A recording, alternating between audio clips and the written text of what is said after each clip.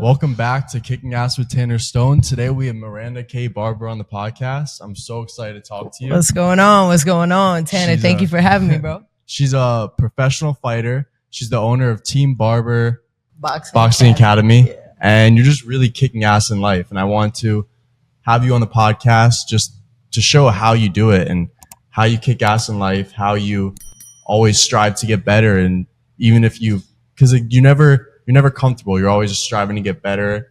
And Arnav told me about this place. I came here because Arnav told me about this place. I've never boxed before. Yeah. And I did all right in the sparring and stuff like that. But he said you're a professional fighter and everything, but bare knuckle? That's crazy. Could you tell me more about that? Yeah, I'm built a little different. So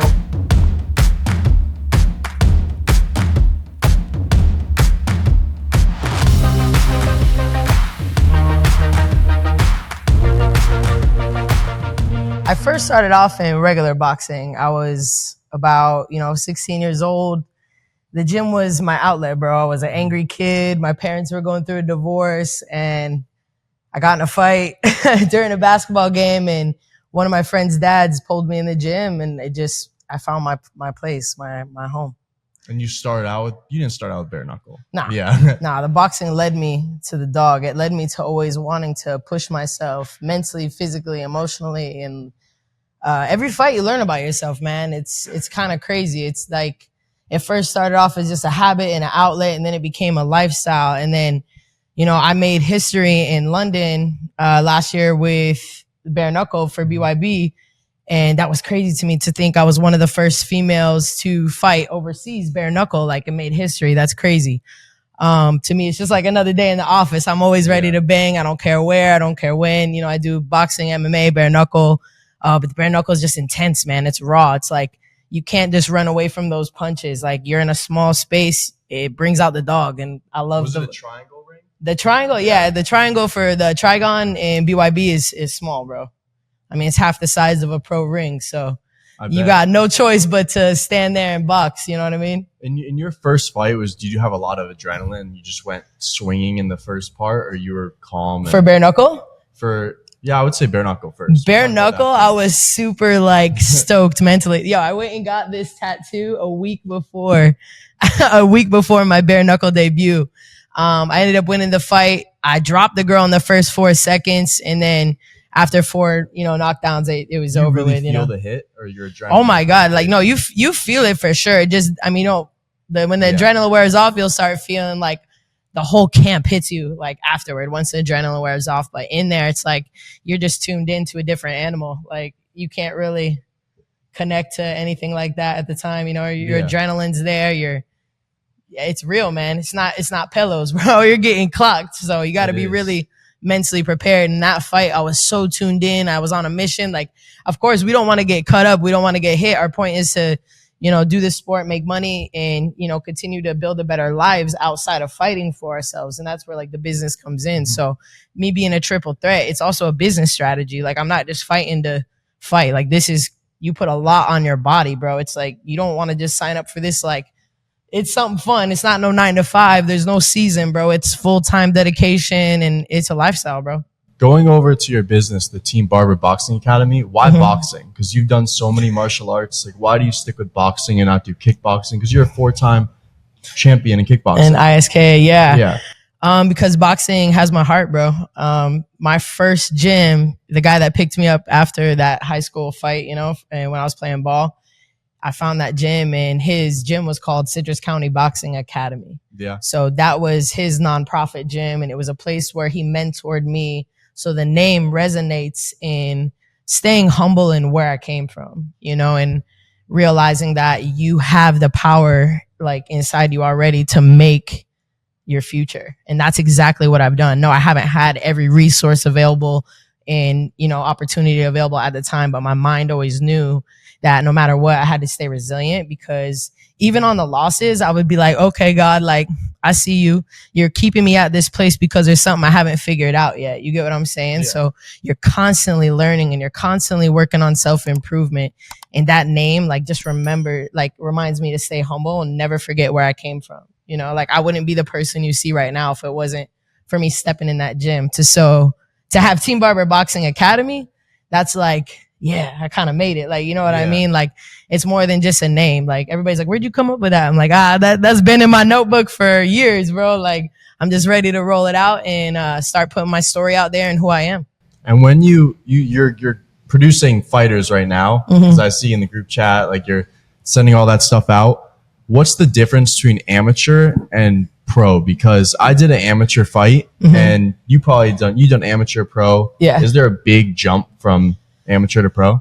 It's my thing is that, you know, for me to want to develop amateurs is that's good for y'all, because it's not like we get paid extra, like, you know what I'm saying? But if I see kids that have that dog in them and that can really develop and they're coachable, right? Like, boxing is going to teach you a lot of things about your life. I tell my boys all the time, I'm like, you know, your work ethic is going to reflect your income, just like whatever you put in the gym is going to affect how you perform. So don't come to me saying you want to fight when you don't even train 2 to 3 times a week. Like, you know what I'm saying? So I want to instill, regardless if you're stepping in the ring to bang or you just want to fight for experience and have fun, whatever you take from it, as long as it helps you and you're doing it in the right way, and use this to develop a discipline outside of the ring, right? If you say you're going to do something, go do it. Like, you know what I mean? And show up for yourself. And every time you come to the gym, even on the hard days, like, we're going to be in camp when our body's sore and we have to learn how to adapt. That's just like life. We have to always be ready to adapt mentally, you know? So this game's going to teach you more than just getting in shape and being able to do something with it. You know, you're going to develop a mentality that's just resilient. I 100% agree with you. I believe that every fighter has a backstory. Like you said, where you were from, you got in street fights a lot, and you had a mentor who guided you the right way. For me, I was always the skinny kid. I never knew how to defend myself. Everybody was going to the gym, and the gym, it wasn't for me. I'm not a lifter. I never loved that stuff. So my story is I looked up what's the best way to get in shape? What's the best way to gain muscle that's not lifting? And it was Muay Thai. Fire. So I flew to Thailand, did Muay Thai, and they beat the shit out of me. Yeah, like, break you down to build you up, man. They made me do sit-ups, just nailing me in the chest. Blasting your core and stuff. And so I totally agree with you. Fighting isn't just fighting, it builds your mind. Like, I came back to Florida, back to America, and I was a totally different person. Like, I feel like people can learn from your gym, and it could totally switch their mind, and not just how they defend themselves, not just through martial arts, but through their whole life. So I totally agree with that. So what's your backstory? I mean, I've seen you real quick, just to keep it light on you real fast, because I've seen you move, and, you know, I've seen you spar a few times already, and I'm like, man, this kid's special, bro. Like, you have an energy about you, and you have like a love. Like, you can tell when someone's in there and they're moving and they actually love what they do. Like, you know what I'm saying? Regardless if they're winning the round, losing the round, like, if you enjoy that, like, that's a beautiful thing. And like, that's when I know I have a fighter. Like, you know what I'm saying?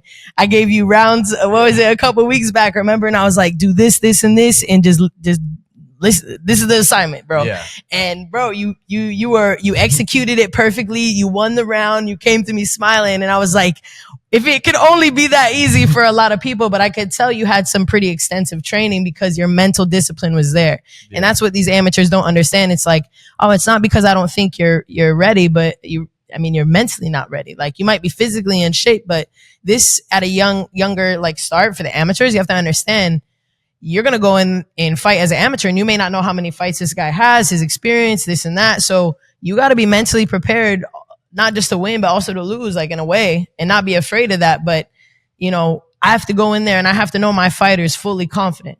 Because if you're not confident, that's when you're going to get hurt. You know what I mean? There's no sense of rushing into amateur fights. So not only am I teaching them the mentality, but I'm teaching them the professionalism too, right? Jumping back to the business.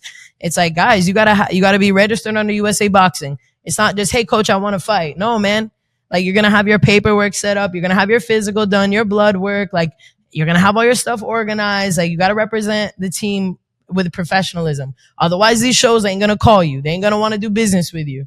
You know what I'm saying? And it puts more respect on the game. And I don't want, you know, my fighters to go out there and represent us in a bad way. Like, this needs to be an empowering thing. And remember, our motto here is building the next generation. And so we build them from, you know, the inside out. We break them down physically, you know, bring them to their ego, and then we build them back up to champions. Speaking of generations, would you say you have to teach this generation nowadays differently from your generation? Because they're maybe a little more soft. Yo, your generation is soft. I'm not even going to lie. But I love y'all generation because you know what? Your generation, our generation, if we combine together, we are the next generation of like, you know, the next generation of youth. So we really determine where the future is going. And I think that us even doing this podcast and the reason like we were connecting is because I think that people need to hear that from both ends and realize that, you know, boxing is not just about fighting. Yeah, I can shine a light, but mental health is a huge thing right now. You know what I mean? So for me to use my passion and what I love to open up an outlet for sometimes this is for everybody. Therapy. Exactly. Yeah. So many times I've had kids in the back telling me about, you know, how they're getting bullied, how parents are coming to me and saying like, Miranda, thank you so much for working with so-and-so because their confidence is there. Like they're doing really better, like a lot better in school. And like, that's what keeps me here. Like a lot of fighters are just going to worry about their career, you know, invest their money hopefully in a smart way and call it a day. Like, I feel like I can't leave this game without blazing a trail and like letting everybody know that like, regardless of a perfect record and like all that, I've broken barriers and I've paved the way for women to compete and really change the game for the youth in boxing. And look where it's going. It's big right now. It is. So we need this hype right now. We need this push. And from me, I think it's just a unique perspective coming from a professional female because I don't know a lot of females who are doing all three professionally and then running a business and like training amateurs and like I'm doing a lot. Are you still fighting currently? Yeah. I'm supposed to be fighting in November. I took the summer off like to do the gym transition and all that. Plus I needed it coming off a loss. I felt like my head's been a little in both places. And like, this is another thing about mental health. Like seeing everybody around you trying to get where you are, it probably really helps your mental health as well. Oh, for sure. It's inspiring. Even on the days that I'm tired, I'm in here training at, you know, 6 a.m. in the morning and stuff. And I'm like, yeah, but I got to be the leader. Like I can't be tired. Like, you know what I'm saying? Because if I'm tired, them bums is going to sit the bench, you know, like I got to keep it moving, chin up every day. And it's really inspired me too. It's like reignited my love and my purpose. So back to the question I asked, what's your backstory? Why did you get into fighting? Like why Team Barber Boxing? Why did how did it really start? Like from everything. When I was small? Yeah. So like I was saying before I was boxing, my first love was actually basketball. I played on 2 travel teams. Yeah, that's what's up. I remember we were saying we had to play some ball. Yeah. But no, I played on 2 travel teams. I actually had an offer to go play for Maine. And I was already boxing at the time by the time I was going to college, but I got in a fight during a basketball game. You know, my parents were going through a divorce. I really didn't want to be home. I was young. They were handling their business. And, you know, I was trying to keep my head on as a kid. I could have went a completely other direction. You know what I mean? I was from a smaller town in Citrus County, like a little bit north of Tampa, but thank God that, you know, I found the gym. Like I got in a fight at the gym. He called me and he's like, all right, well, you're going to be suspended for a few games. You might as well come to the gym and let that stress out. And bro, he put me in the spar like the second day and pretty much just to humble me. Like I obviously tried to go crazy. It was my first time really boxing. You know what I mean? And I remember getting a black eye coming home and my mom was like, what? Come here. She's like, what were you doing? I was like, oh, it was from practice. I didn't tell her I got suspended. Like I said, she was going through her thing. So that was really my only safe place. Like that was my outlet. And then I just kept going back. It kept breaking me down and I kept going back. And then it was building me. I realized what it was doing. Like a point where you just didn't want to go back? There's been like after a loss, you get kind of bitter, but then you're like, stop being a baby and get your like the feel bad for you crap usually lasts a couple of days and then you're a fighter again. That's just normal though. We're human. You know what I'm saying? We work really hard. We sacrifice a lot, you know, throughout camp, and I'm an active fighter. I'm not like a girl that fights a couple times a year. Like I'm pretty busy and I internationally and stuff too. So it's like I had to slow down this summer and like rethink like my game plan. I just turned 30. I still have a lot of prime years left. But there's more than just me now, you know, like I realized why I was getting halted, you know, in my life for a second. I was like, I'm not paying attention to something. There's got to be something bigger. And this gym is a part of it. Yeah. And it was a boxing gym? Mm-hmm. So how do you get into kickboxing and all the other martial arts? I moved down here. I graduated from FAU with a bachelor's degree in criminology. And I started to get into jiu-jitsu, like right when I got down here for college at FAU. Trained with Moncao brothers out in Fort Lauderdale, competed, never lost as a white belt. I got all the way up to a blue belt with them. And then I started training here in Deerfield.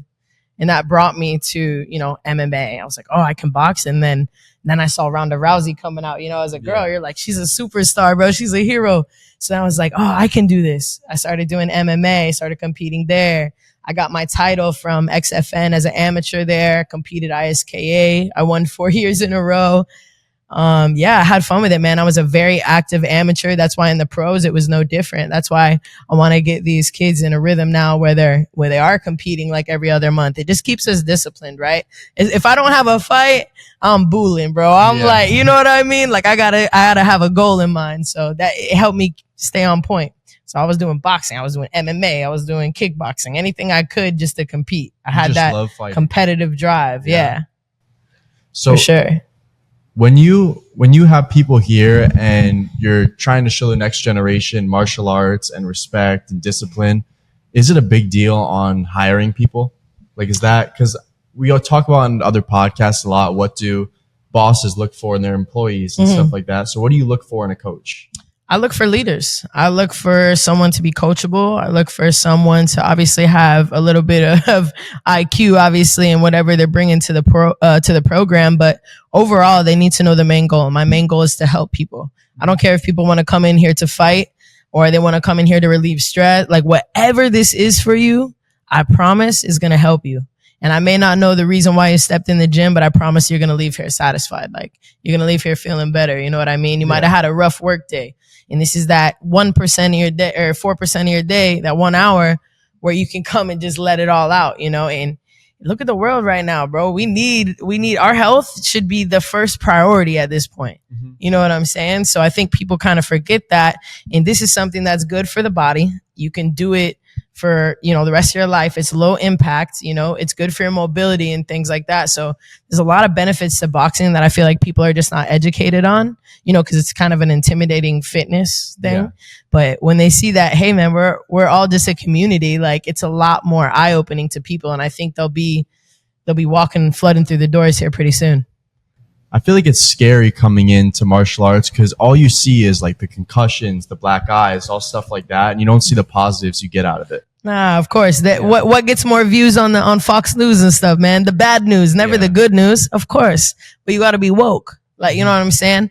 And the thing is like, unless you've really experienced it, you probably wouldn't know. You know what I'm saying? So come in. And it's important. I've been in gyms where I didn't feel comfortable. Believe me, that's normal. I've been in huge facilities where I thought the bigger the better. And I was like, whoa, this is totally not my vibe. You know, like I have to be around people who have the same energy and who are supportive and things like that. So that's what people feel when they walk in. I have people pop in all the time and they're like you can just see they feel lighter. Like I'm like, that's a beautiful thing. I wanted to start with that, but I switched it to starting with the bare knuckle. That your energy is just awesome. When I was doing the sparring, we had a whole group.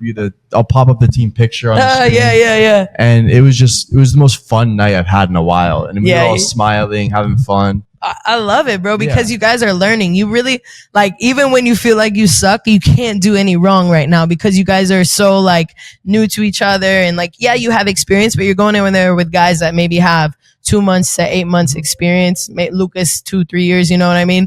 And you're learning to adapt and have fun. And the thing is, it would not be fun if you didn't trust your team, right? Remember, we had to check somebody one time. Yeah. I had to check them. I had to take the whole group for a minute apiece one night. I was so mad because everybody's egos were like, I don't know what it was in the water or something, but everybody was hot that night and they were just banging a little too hard for that I was comfortable with. And I was like, all right, everybody want to bang? I was like, come and bang with me. You know, I just kind of sat there and I would rip back and I was like, next minute, let's go. I stayed in for like 15 minutes straight.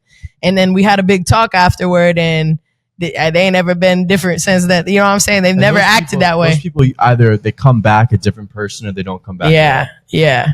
And I love that because like me as a female, I'm not going in there like, oh, everybody spar me. You notice I don't spar a lot. I'll pick and choose when I spar with people because then they respect the fact that 1, I'm a pro. 2, I'm also helping you develop. And 3, I'm not trying to hurt you. You know what I mean? And you have to have that calm mentality to work and study. So that way, when you go into the fight, you're confident and you can see things. You're not overwhelmed by emotion or thinking you have to be stronger or longer or faster than this guy. And pro. Exactly. I'm trying to help these guys' mentality. Ain't coaches doing what I'm doing. I promise you. Nobody cares the way I care because I live it. all these coaches talk about it. You know what I'm saying? It's like teachers. Why are they teaching? Because they could never actually go do what the heck they're talking about anyway. Yeah. No, man, I'm doing it. I'm teaching it. I'm living it. I'm learning it. You know what I'm saying? And I have a lot of knowledge from like high level guys and coaches, you know, dynamically. So it's like all that just sits in me and gets to be put to life. And that's the difference between a boss and a leader. A leader is someone who does it and has people follow what they do. A boss is someone who just tells them what to do. Points fingers, right? Yeah, so, no. Going back to how some gyms are just they could be huge gyms. Like I went to American Top Team. That was probably I lasted about 8 months there. Yeah? It's not that great. I went to Brazilian overrated. Top Team. There's some good fighters in there, no doubt, but it's just not my vibe. I mean, if you're not like top 10 pulling in their income, I mean, they're probably not going to spend too much time on you, which I get it. It's business. Went to Coconut Creek? I went to one. Yeah, I was there for about 8 months, almost a year. Yeah. I was the one in Deerfield. So it was I just prefer a smaller, more intimate, like where I can really learn and develop. I don't need all the big equipment and all that, man. The best training I ever had was in a little warehouse gym where I was the coaches. I was in my man. Yeah, so I kind of prefer that, which is why I like the boxing a lot, because it's lonely. But I kind of like that. It's you don't need everybody to do boxing. You could box till your socks fall off, bro. Like it don't matter. You can do that forever. I got guys in here 60-some years old in here popping the bag, pop, pop, pop. I'm like, man, I'm never talking about getting tired, bro, because these guys are in here every day moving, you know, and I'm like, I'm inspiring them. I'm like, no, you're inspiring me, bro. I'm like, keep getting to work, though. I agree with that, yeah. You see people who are a lot older and just doing it, and you have no excuses. No excuses. And this is going to keep them healthier longer. That's what's another thing is like a lot of people I work with a guy that has Parkinson's, and like you have to move, like, you know, and this is one of the great workouts that they can do that's low impact to help their mobility and stuff. So like my staff is educated, you know, as I'm learning as well. Like we pass those little raindrops on to our staff, and we're constantly, you know, taking on new clients with new injuries. And we're connected with a couple physical therapists out here. Like we make sure we really take care of our people. That's just like what a lot of people forget is like the same reason you go to that Publix and not that one because the customer service is better. Mm-hmm. It's the same reason everybody's going to end up here. You know what I mean? One big thing I love about you and your gym is that you notice I'm from a different background. I'm a kickboxer. I never really boxed before, but you saw me fighting and you adjusted to my style. Like some coaches say, oh, that's wrong, change it. But you help people adjust. And it's really, I like that. I just open your perspective. It's like nothing's wrong. I don't know your body. I don't feel what you feel. Plus you already have a little development in the game with the striking and stuff. So it's just, I see that and I'm like, oh, I want to just capitalize on his game plan. I want to show him a different look. And I have to adapt all the time.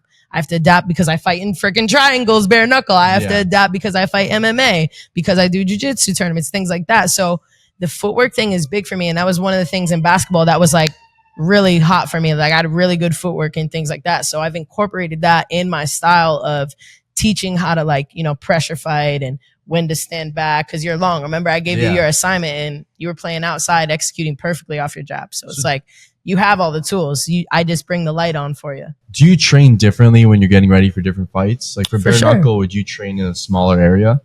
I definitely like to work in a boxing ring. Regardless, I'll put like a boxing wrap down the middle and I'll work through that just to be aware of the space, because the footwork is different. You could throw a lot of counters in that style because of the space. So it's like I do mentally kind of strategize differently on my striking. Yeah. Your favorite's always been boxing? Boxing. I just love, it's my heart, man. It was my first. I love kicking too. Don't get me wrong. But if you said I had to pick one, I have to pick the core, man. It's like the heart of the brain. I got to go with the heart, I guess. Yeah. What's your long-term and short-term goal with the Team Barber Boxing Academy? Long-term goal is to keep this gym floating and, you know, push my story out there. Continue to do like my media stuff. I really want to help get my story, you know, heard and bring some light onto the gym and what we're doing. And I also want the people that have been riding with me through this transition to shine. You know, I couldn't do it without all the staff and like the individuals and like all my, you know, my friends and family supporting. So it's a big movement. It's just that time where we transition to like the next chapter. You know, I'm 30 now. It's like, I feel like, okay, I've done a lot in my 20s. I've accomplished, you know, a lot, but I still have a nice chunk of time to go. And this is just like, a nice little clap on the back, like stepping stone. So we're ready for it. When did you feel like you were ready to be a coach? Because you're still an active fighter. Yeah. I mean, I was coached by I had great coaches growing up in Fort Lauderdale, Fred and Jay Moncayo. They were just really good instructors. Mm-hmm. They were super thorough. They explained stuff the right way. I really liked their styles of teaching, and I did really well when I was with that school, that Jiu-Jitsu Academy. And that style of teaching, the way they mentored me, they would push,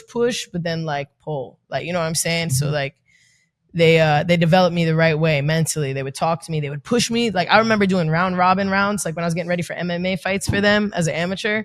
And I think it was like 14 rounds in, and they just did it until I said quit. And I didn't know how many rounds we were doing. And I finally just sat there and I was like almost about in tears. And then they all like gave me a hug and stuff. And I remember Coach Miles was like, yeah, we're going to make sure you never feel this in the fight. Like, you know what I mean? That's why they did it. Yeah. So it was like, wow. You work that hard in training, then you'll. And they were so tough on me, man. They were really tough on me, but I respond to that because that's the stuff. Like, I don't want to save you feelings by, oh, you're good. And then you go in there and get hurt, bro. And you're going to hate me.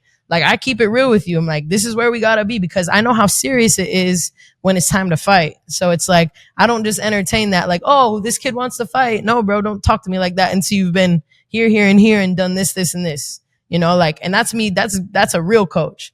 Cause anybody could say, yeah, here, charge me $500 and I'll get you 2 fights. And yeah, you know what I'm saying? And then this kid hates it. He never wants to train again cause he just got his butt kicked. You know what I'm saying? So that's the biggest. I got to make sure I take care of your guys' brains too, bro. That's the biggest thing about the new generation is honesty. Like if you think someone sucks, you're like, all right, you're not ready to fight. Like, you have to be honest with them. Yeah. And it's not that you suck, bro. Like anybody can develop something, but it's like, how much time are you putting in? Yeah. Are you really coachable? Are you listening? Like, you know what I'm saying? Are you coming and doing your extra road work? Are you actually taking time to get better? Are you just kind of half-assing it coming in? You know what I mean? You have to intentionally train. It's like, it's not like basketball practice where you just kind of play the game and float around. It's like, no, bro, you have to be tuned in 24/7. So mentally it is kind of like, that's why when I'm in fight mode, I don't like to be around people a lot. I like to just do my work, go home. I keep my energy to myself. I like to protect my mindset at that time. I don't need the distractions. They have to learn how to turn that switch on. And that takes time. It takes time to do that. And when did you learn that to turn the switch on? Like, what's a big challenge you've been through? Honestly, just the weight cut part of it, like trying to handle like, not like, bro, you shouldn't be in your camp worried about your weight. Like, you should be in your camp worried about how you're going to win the fight. And I had to learn that through like properly cutting, you know, the right way, trying to maintain my weight in between weight cuts. So like, that's one thing you got to handle. Like, you got to handle your road work and just like your athleticism first before you think about competing. So that way you go into your camp, and instead of going into your camp wanting to lose a bunch of weight and stuff, you're going in there thinking about how to win the fight and enjoying it. Like, my main thing is I have to enjoy it. I've done a couple miserable camps where I fought like back to back, and I kind of let myself go in a 2-week window, and I'm like, oh crap. And that's how fast it is. Like, you know, you have to take care of your body. And I think that's a big thing for these kids too, because you see these kids that come in and look like they're in shape, and I'm like, this is just different, bro. It's a different gas tank. You got to be conditioned to this style of training. Exactly. So they get a slice of humble pie, just like I do in the real game, man. If I don't train, if I don't fuel my body properly and I don't take care of my body, I'm going to feel it too. You can't escape that. And that's what keeps drawing us to, is because we crave to better ourselves, you know? And that's the most vulnerable you can be, is in fighting. I 100% agree with you. My first fight, I was so nervous. And in my first round, I just went crazy. I had so much adrenaline, but luckily I won. That was me in my first amateur boxing match. This lady was supposed to fight my coach's daughter, and it was her birthday. And I was like, all right, you're going to win on your birthday. I didn't have a match. No one was in my weight class. Well, the girl that was supposed to be set to fight her came in a little bit heavier. So I ended up fighting her, and she was 7-1. And this was my amateur debut. And they're like, Barber, you got to fight. And I was like, so excited. Threw them gloves you were on. Nervous, right? Oh, I was nervous, but it was more of an excited nervous, because at first they told me I wasn't fighting. There wasn't a match for me. And then they came in the back room and they said, oh, Angel's girl is heavy. You're going to fight her. And my coach let me do my thing. I won first round TKO. I dropped the girl. Yeah. That's awesome. Dude, I was like, that was the best feeling of my life. Like, you're like 16, 17 years old and you just won a boxing fight as a girl. Like, you're like, wow. And the girl was 7-1. She was in her 30s. Like, she wasn't no like bum. Like, she was pretty decent for my debut. You know what I mean? I was like, I just remember that feeling, man. I was like, oh, I love this. Isn't it crazy when you're in the ring with someone, just like everything's gone. Like it's just you and the person. Even in sparring, it's crazy. That's why I say when you're tuned in during camp, that's that same world. We're right there the whole time. I think about, this whole made me cut weight. I'm like, I remember training for you. Like, you kind of recap some of that stuff in the corner. Like, I remember this. Like, remember training for this moment. Like, tune in. Like, I'm always telling myself, tune in. Because you get fatigue, your adrenaline's going, there's people screaming, you might be in a opposing arena, which a lot of the times I'm a B-side warrior. I'm traveling all over, so I have to really take that time to hit the green room before I hop on the stage a little bit, I get it. Yeah. So what's your biggest piece of advice you give to upcoming fighters or people who just want to walk in here and start doing martial arts? I mean, come in with an open mind and be kind to yourself, because it is a tough workout, regardless of what you're looking to do, whether you're looking to train, whether you're looking just to learn the skill set, if you're going to work out in here, boxing is the skill set. So you're going to learn how to box. Whatever you want to do with that is on you. But I promise you, it's going to bring something to the table, for your physical, mental, emotional health, and your overall, your lifestyle. So nothing but good things coming after you take a class and get a good workout in, man. Like I have those endorphins. I checked after it, and I burned like 800 calories when sparring. That's wild. Yeah. On a sparring night? Yeah, we're there for an hour. That's about right. Yeah. So thank you so much for coming on the podcast. Dude, I appreciate you, I learned a lot. It's been a pleasure. Thank you for helping me tell a little bit about myself and, what we're doing for the next generation. This is going to be good. Stay tuned. Yeah, visit Team Barber Boxing Academy. But next up. right here, Boca Raton.